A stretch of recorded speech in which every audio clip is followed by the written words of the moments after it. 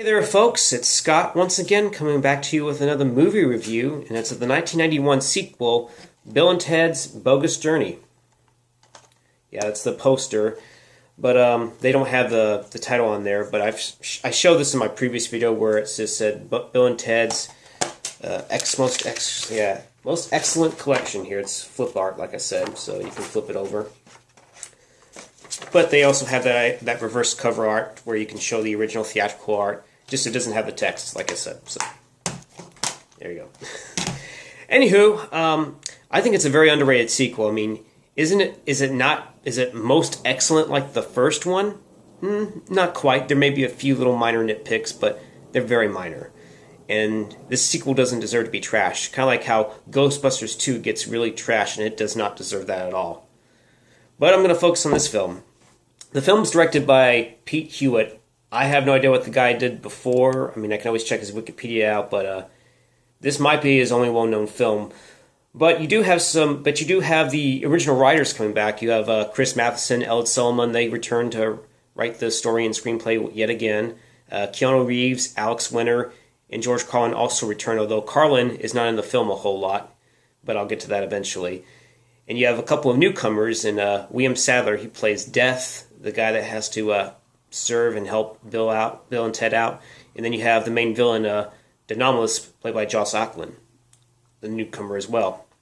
I think you also, now that I mentioned it, Missy, I think what's her name?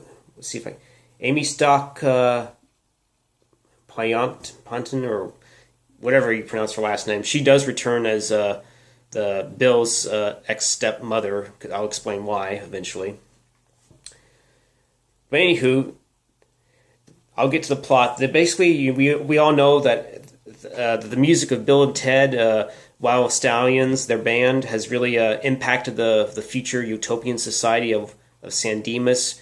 Not only that, we get to see a few things that we never get to really see in the first film, since now this has a much higher budget. Like we see a University of Bill and Ted, we see some statues erected in their honor. We also do see a bit of the future. We see that it's very civil, peaceful, and whatnot. Unfortunately, there's this one person in particular, and he has a group of followers. They're led by this villain, who is, of course, the essential nemesis, Chuck Anomalous, who's played by Joss Ackland. And he's no stranger to playing villains. He's a villain in Lethal Weapon 2, and I'm trying to think of other ones. That's probably what I most remember him from. He was in a couple other films like Hunt for Red October. I think he was the villain in a Jean-Claude Van Damme film, now that I think about it. And he was also in The Kid in King Arthur's Court. He's been in a lot of films, so... Anywho, he does a good job in this, and he basically is the guy who's definitely not a fan of Bill and Ted. He's definitely not in favor of the system. He favors, obviously, a new order, discipline, and all that good stuff. And he's basically had these... two robots that were modeled after Bill and Ted, and he ends up also crashing into Rufus's classroom when he's teaching some. I guess he's a music teacher to some degree. And it's cool that he also brings back historical figures, and he brings historical figures like Thomas Edison, Johann Sebastian. Can't remember it's a long name. You also have Sir James Martin from Faith No More making an appearance in there as well. And some chick from the 23rd century, Maria something, who's invented some kind of defibrillator music system or whatever it is. I can't remember. It's a long fucking word. That's all I can say. But anyway, of course, Don almost reveals his plan. He can't stand this, and he intends on changing the future and whatnot. And we get to see the evil robots of Bill and Ted, which they've done a really good job. Like whenever they pull the skin off, it looks very convincing. They've done a really good job on that part. And I'll get to the pros and the cons of this film definitely. But anyway, they have the mission. They're going to totally kill Bill and Ted, completely wreak havoc in their lives, and completely change the destiny and how this future unfolds. So, anyways, when they're going in the booth and they're about to take off, Rufus, slyly as ever, somehow manages to throw a guitar on top of the booth, and with the cord, he's able to be pulled along with it. But presumably when the evil robot versions of Bill and Ted do arrive on Earth, he's nowhere to be seen. He's presumably missing in the circuits of time, supposedly. But anyway, in the present, 2 years after Bill and Ted, were able to graduate from high school and first travel through time and whatnot. They're going as wild stallions, preparing for a Battle of the Bands contest. Apparently, they have not really improved on their guitar skills as well, but the girls in the band actually have improved. They've actually become, skilled musicians. Unfortunately, Bill and Ted, are still inept, and even despite this, they really are clearly trying their best. And apparently, this organizer by the name of Miss Wardrow, who's played by Pam Grier, actually, is, despite the fact they're not very good musicians. And she even says, if I were in your place, would you give me a chance? And they're like, no way. So at least they've kind of grown a little bit in their sense in a way, though they're, still basically have the surfer-like attitude. But anyways, they are sure that they're going to be given a chance and whatnot because they do work at a shitty dead-end job of pretzels and cheese. I don't know if that company's still around, but anyways, that's what they do. And that's why she's willing to give them a shot, because she does see the potential in Bill and Ted, and you'll later find out why.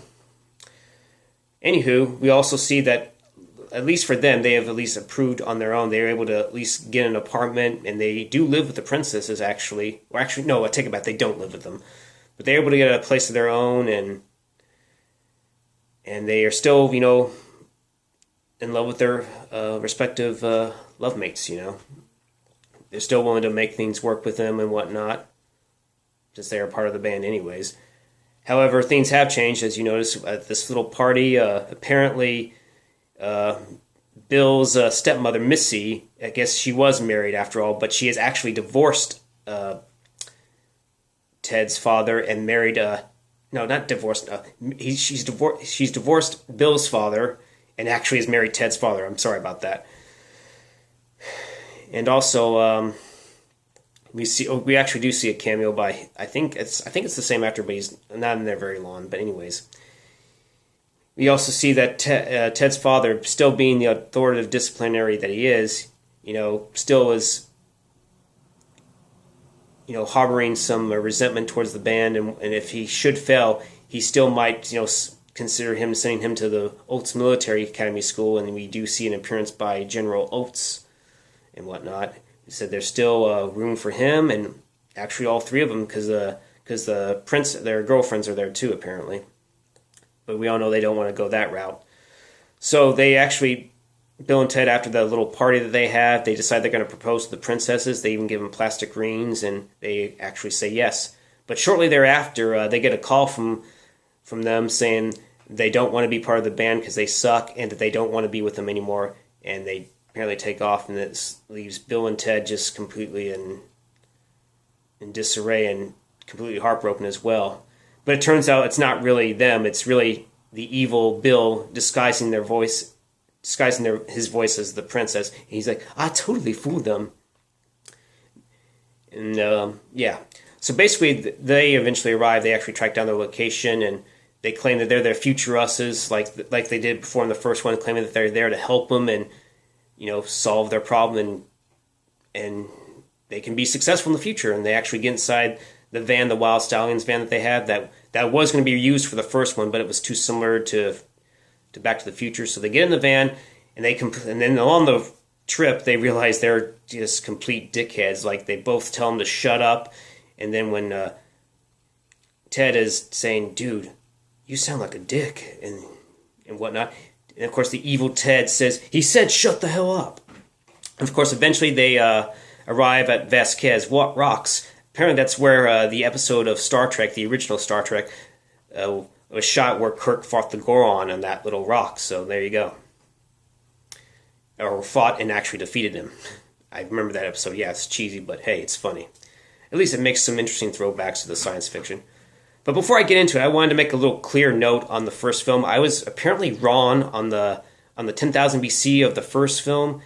Whenever Bill and Ted have to stop at the San Dimas, like in the very early time period, it's really 1 million BC, not 10,000. I just wanted to make note of that and make a correction on that. So I apologize for that, folks. But anyways, back on the Vasquez Rocks, Bill and Ted arrive there. They learn of the real evil robot's intention that they're going to kill him, and they totally want to do it and whatnot. We're totally going to do it, and we want to do it. And we're programmed to. It's also funny when even though they're evil, they still retain the personality. Like earlier, whenever they're at the Rufus's classroom when they crashed it, they totally mention that, hey, that makes you a total metalhead. So are you, dude. And they do a little air bass thing, and Donald is like, keep quiet, and they just froze up. They go back to their stance. They quickly do the little thing. So they still retain the personality, but they are just totally opposite, complete dickheads. But anyways, both Keanu and Alex do a good job of playing the evil robots, and of course the real versions of themselves. Just so I get that out there.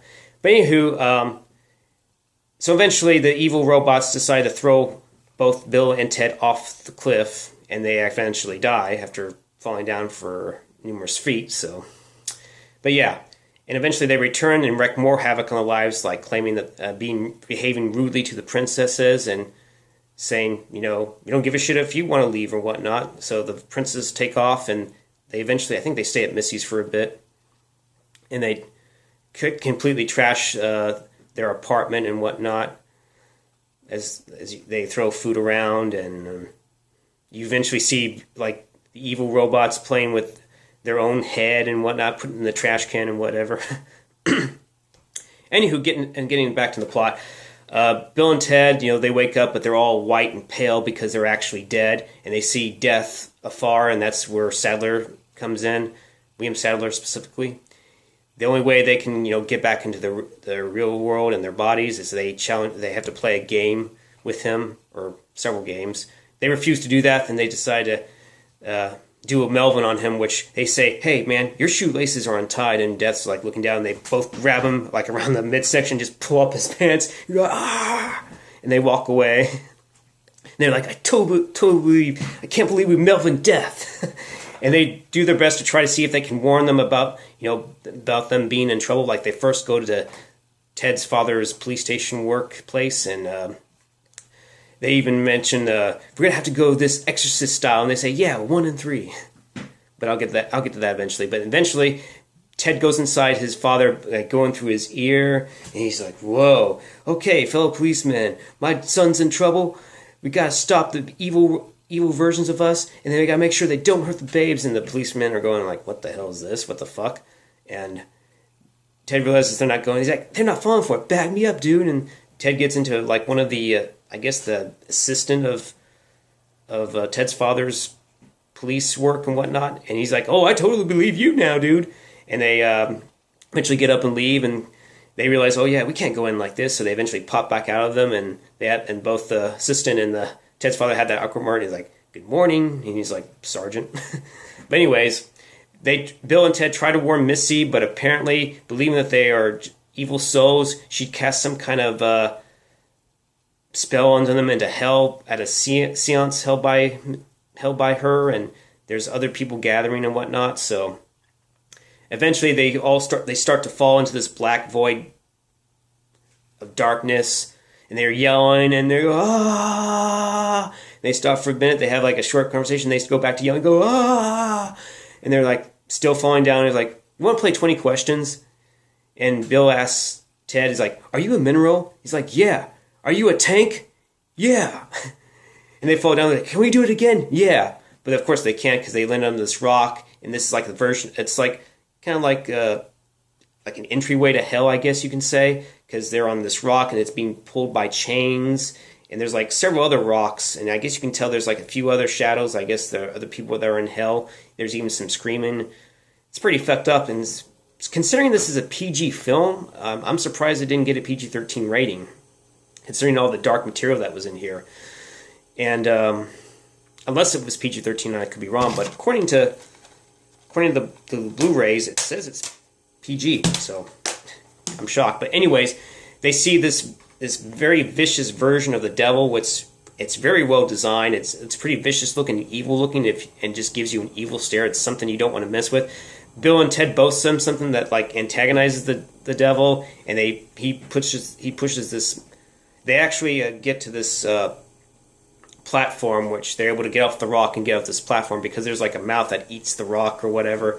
So they get on this platform and they say something to the devil, and apparently, or either the devil or Satan, it doesn't really matter. But anyways, he pushes a mechanism that sends them both down to this like dungeon-like place, a very confined space, and they both go into these visions. Like they first go into like this vision of hell of General Oates running this militarist kind of attitude atmosphere where they have to do infinity push-ups, and both Ted especially realizes that he cannot do infinity pushes, so they walk out and they separate and they go into like their younger versions of themselves, where they encounter or Bill encounters like his grandma and having to kiss her and her mouth's all nasty and whatnot, and then Ted envisions himself or is a younger version of himself where he steals candy that was meant for his brother, and then apparently this evil bunny comes out and is giving him the very evil eyes, and they both eventually leave, and they're like, this is non-heinous, man. And then they eventually realize they have to choose, and they don't want to do this, and they both yell out at the devil saying that you're an evil dickweed, or not dickweed, but you're evil, most evil now. I can't remember specifically what the words were said, but they yell it out, and all these visions are chasing them. But in order to escape it, however, they have to take upon Death's challenge of playing these games with him. They decide they have to, and they meet up with Death, and they play these games in his chambers, like they play, what was the Battleship first, and eventually, surprisingly, they actually win and beat him at that. But he says he has to play him again. And they're like, what? Best 2 out of 3. Then they play Clue, and he guesses wrong. He thinks it was Colonel Mustard, but they tell him it was Professor Plum, and he's like, I said Plum. He's like, no way, dude, you said it was Mustard. And then, of course, he goes, best 3 out of 5. And they're like, what the fuck? And then they're playing this, like, mobile football game. And apparently, I guess, Death loses again. And then I think one of them says, best of 7. He's like, damn right. And, of course, the last game they play is Twister, and Bill's playing that game. And apparently, despite that, Death can't seem to set his foot on the right spot. And eventually, he loses. And they're like, can we go back now? And then Death reluctantly admits, you know what, I will take you back. So he has to be their servant, and they ascend to heaven eventually. And in order to gain entryway, they have to wear different clothes, because they were still wearing their regular, apparently they're still in their regular clothes when they died. So they ambush these people, and they take on their clothes, and apparently Death's wearing this apron-looking feminine thing that was meant for him, and Bill and Ted say, hey, you look great, man. They kind of laugh, and Death's like, shut up.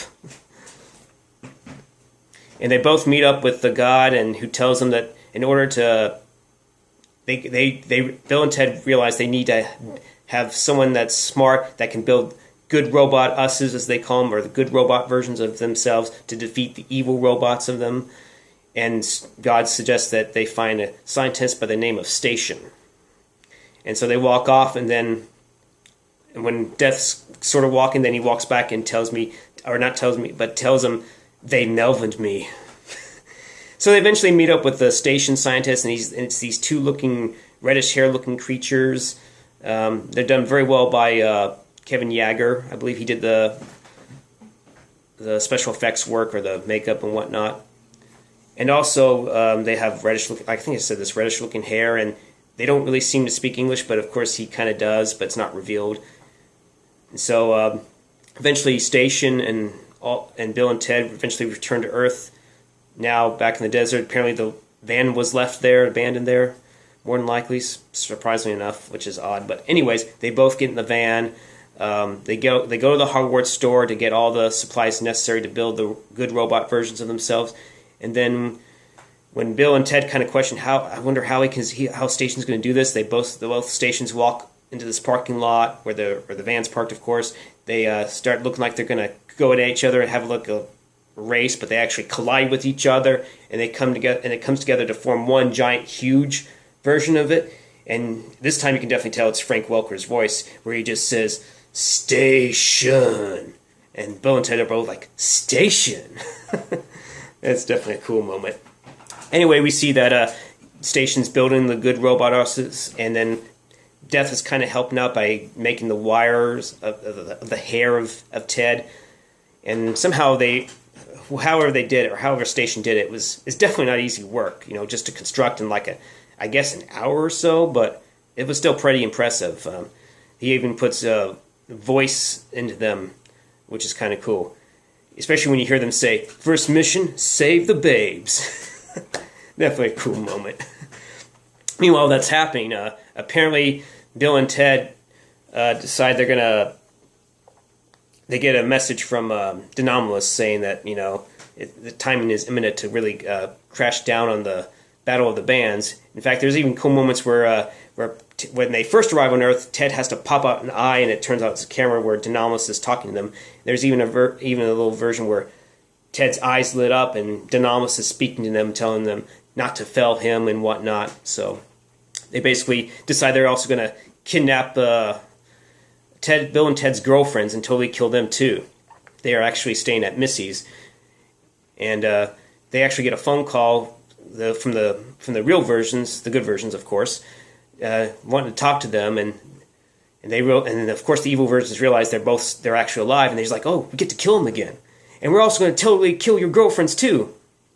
So there you go. So there you go. Anyways, I don't know what I was thinking, but anyways, they eventually arrive at the Battle of the Bands, and they announce to the world, "Hey, we're Wild Stallions." And then the real versions of them, he's like, "No!" And the light flashes on them. They're like, "We're Wild Stallions." "No, we're Wild Stallions." And then, "You're totally evil metal heads," or something like that. I can't remember, but you're right. We're totally gonna kill you, and we're gonna totally kill your girlfriends too. And then the real versions turn around. "We're gonna save you, babes." And then breaking through are the good robot versions of them, and the evil versions of them are like, "Whoa, we may have met a match. Kudos to you two." And it's kind of surprising how they admit defeat. And right before they are defeated, they even say, "Hey, catch you later, Bill and Ted." And they're like, and the real versions are like, "Catch you later, Bill and Ted." And the evil versions just go like this, like they know they're not going to make it. They both get their heads popped off, or punched off, really, and then they both get a punch right in the midsection, and they both explode. And eventually, with the help of Station, back in the two creature form, they help lower the princesses down. And shortly right after that, Denomalus arrives and reveals his intentions, and reveals they are his creations and that he is their master. And so he has every intention of destroying them, and he even pulls out a gun. But before he can do that, he decides he's going to broadcast to the whole wide world, where he announces his plans.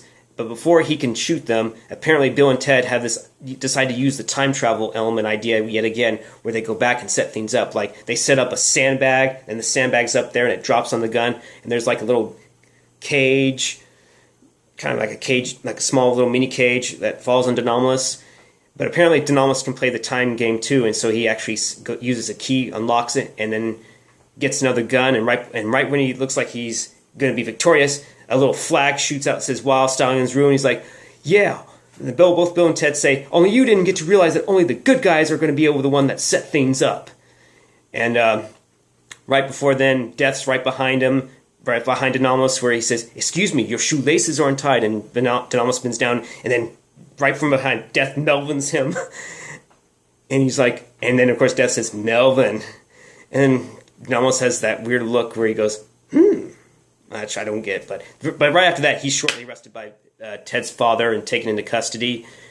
But realizing this, even though they're victorious and they've defeated Denomalus, unfortunately they realize they're still not very good musicians. So they actually go back in the booth, and they time travel, and then they arrive immediately right after, where it's revealed they endured like a 16-month intense guitar training and a 2-week honeymoon, and apparently they also have kids as well, so they gave them birth to children, the princesses.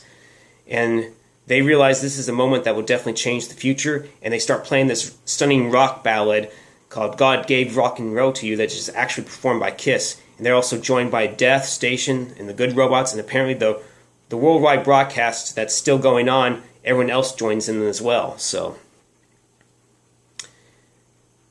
and we see, then during the credits, we all see how the Wild Stallions music is played across, and how their impact has affected society, that we see it through magazines and articles, and we see that apparently along with Death, he was actually part of the band as well. We see a little bit of controversy, but also we see that the Wild Stallions are still together and enjoying the many perks of fame, and we see them right before the film ends, we see them go into like take a ship to Mars to apparently perform their act there, I guess, which is interesting. And then that's where the film ends.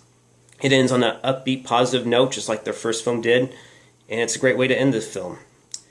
Now I'll get to the pros and cons of the film. The cons, I guess you can say, it's kind of disappointing that... Oh, I didn't reveal this. Apparently, Miss Woodrow, who let them in, it's actually revealed that it's actually Rufus in disguise somehow. He's the one that allowed them to go in, because apparently, as it turns out, since they're not very good still, it's very doubtful that they would have been let in. So he allows them to continue the stage, and that's how everything else unfolds, and voila. I just wanted to throw that out there before I end it, before I get to the cons. It does have something to do with Rufus. It's kind of disappointing that he's only in the very beginning, and then he's in there towards the very end. But I guess, in a way, it served a purpose, because Death is the one that kind of helps him out in the system, kind of like how Rufus assisted them in the first one. Now it's Death. I guess it didn't quite have as much funniness. Like I wish it had more of the funniness like the first one. Like when the professor asked Ted, "Who's Joan of Arc?" and then Ted replies back, "Noah's wife." And then of course the professor said, "You two called Caesar a salad dressing dude." And then of course when Bill and Ted are first studying or trying to get into the historical figures and whatnot, Bill asks asked Ted who's George Washington, and he says, "The dollar bill guy." He's like, and then of course he says, "What is the president of?" He's like, "Welcome to the Hall of Presidents," or something like that. But yeah, and I felt like Ted didn't give him as much shit as he did, and whenever Missy was with Bill's father, like, "Hey, dude, remember when Missy was a senior and we were a freshman?" And he's like, "Shut up, Ted." And then Ted kind of gets back, sort of says, "Man, your mom married my dad, and your mom married my dad," and whatnot. And he's still telling Ted to shut up. And then, of course, Bill kind of gets back at Ted for saying, "Hey, maybe she'll marry you and you'll be your own stepfather." And he's like, "Huh, oh yeah, I never thought of that." But yeah, anyways. Anyway, it just wasn't quite as funny, but nothing insulting about the film. I don't know. I don't think there's really too many flaws in this film. But the pros, definitely it's great to see Keanu and Alex back in this. They definitely have great chemistry. They definitely play well off of each other. And even as the evil robots, they're still fun. But, they're totally evil and they want to do it. So they do a good job of playing the evil versions of themselves pretty well. And, of course, it seems like, yet again, they're having fun just like they did in the first one. So they really seem to be having a good time and really playing off each other. And I definitely like William Sadler as Death. He was definitely a good filler for Rufus. He was almost as good as Rufus. And, yeah. What can I say? I like how there's a bit of a conflict. There's a bit of a villain. And I like Joss Auckland. He does a great job as the villain. Even though you don't see him too much, but he's in there a little. He's in the beginning for the little bit. And then, of course, towards the end, he's definitely in there trying to establish this takeover and whatnot, so it's good to see him. And most of the comedy still holds up pretty well. It's nothing outdated, nothing insulting. Not only that, it ends very well, and if there is a third one, hopefully it ends it very well. And if there's no third film, if it doesn't get made, I think it ended on a pretty solid note, I think. I think it ended greatly, and it also... showed that there was no downbeat. They definitely preserved the impact of the future. And speaking of that, I also liked the budget for this film. It definitely was a huge improvement. You actually got to see the utopian future a little more. You saw the Bill and Ted University in their name. You even see statues erected in their name. And it even said, "Be excellent to each other and party on." So it's great to see that. And if you haven't seen the sequel, check it out. It's definitely well worth it. It definitely, it's different, but it does it very well. It's done very good. It preserves the characters, even though they do kill them off, which is a ballsy idea, but it's different. It still has the chemistry and everything you want in the sequel. It's very underrated. It certainly does not deserve the hate. It's definitely fun and engaging, and it's enjoyable. It's got levity, great moments of humor, even though not quite as great as the original. But hey, I like it. It certainly doesn't deserve to be hated like, say, Ghostbusters 2, which everyone says it's a poor sequel. No, Ghostbusters 3, or the reboot, is definitely a poor sequel. Ghostbusters 2 was still a funny sequel. It still treated the characters with respect and didn't piss on them and whatnot like the new Star Wars movie would do. Or the reboot tries to act funny and have these... I'm not going to even get into that, but I like this sequel. This sequel is underrated. It definitely does not deserve the hate. If you have not seen the sequel, give it a watch. You will not be disappointed. I enjoyed this sequel. It's like I said before, it's fun and engaging and well worth wasting your time for this. Alex and Keanu, hopefully you do that third one, and hopefully you will not be forced to have these SJW bullshit politics being forced in there. It definitely deserves... It deserves to be a great continuing legacy from the first two films. Okay, I think that's all I'm going to say, and I will see you in another video, folks. Give the sequel a chance. You will not be disappointed. Okay, see you later. Bye-bye.